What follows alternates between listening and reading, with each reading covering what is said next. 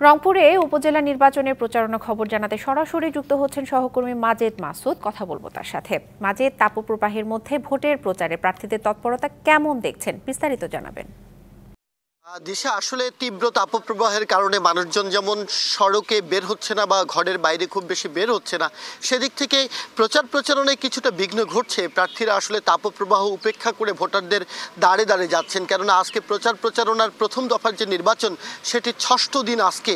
তো আমরা দেখছি যে টানা ৬-৭ দিন ধরে কিন্তু দেখা যাচ্ছে তাপমাত্রা ৩২ থেকে ৪০ ডিগ্রি সেলসিয়াসের মধ্যে ওঠানামা করছে।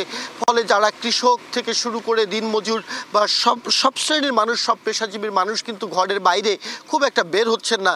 আর প্রার্থীরাও আসলে বাড়িতে বাড়িতে তাদের যেতে হচ্ছে ভোট প্রার্থনা করার জন্য, নানাভাবে উন্নয়নের প্রতিশ্রুতিও দিচ্ছেন।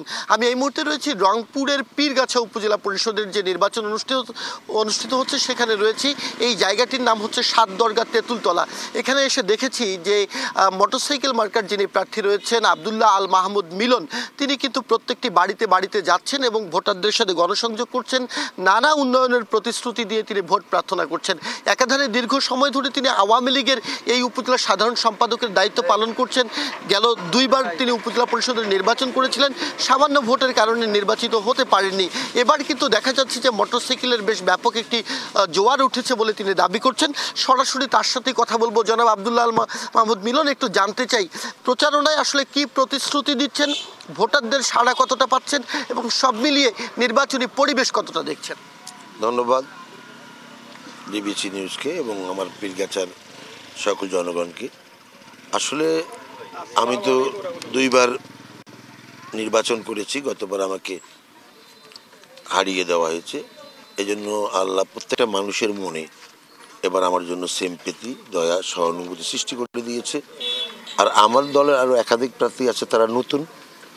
আর যিনি বর্তমান উপজেলা চেয়ারম্যান আছেন, মানুষ পরিবর্তন চায়, ওনার প্রতি বিমুখ। উনি জাতীয় পার্টির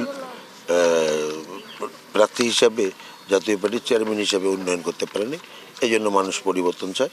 এবং আওয়ামী লীগের আমরা ৩ জন দাঁড়িয়েছি এবং আমি যদি ২ বারের প্রার্থী, আমার প্রতি মানুষের একটা সিম্প্যাথি আছে, সহানুভূতি আছে। এবং আমি দীর্ঘদিন থেকে আওয়ামী লীগের সম্পাদকের দায়িত্ব পালন করছি।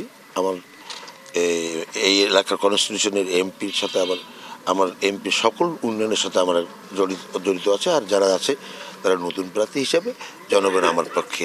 জয়ের ব্যাপারে কতটা আশা করে? ইনশাল্লাহ জয়ের ব্যাপারে আশা করি। এই জন্য মানুষের মনে মানুষ যেটা কথা বলছে যে একটাবার আমরা মিলনকে দেখব।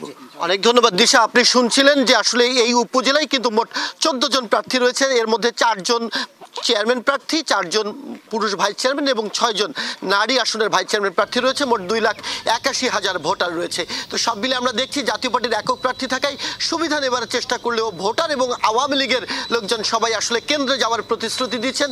সেদিক থেকে আমরা দেখছি জাতীয় পার্টির প্রার্থীর সাথে এখানে মোটরসাইকেল মার্কার একটি জোর প্রতিদ্বন্দ্বিতার আভাস পাওয়া যাচ্ছে। দিশা। মাজেদ মাসুদ, ধন্যবাদ আপনাকে। ১, ২, ৩ ঢাকায় জমি জিতে নিন ১০০% ক্যাশব্যাক সহ ২০ কোটি টাকার পুরস্কার।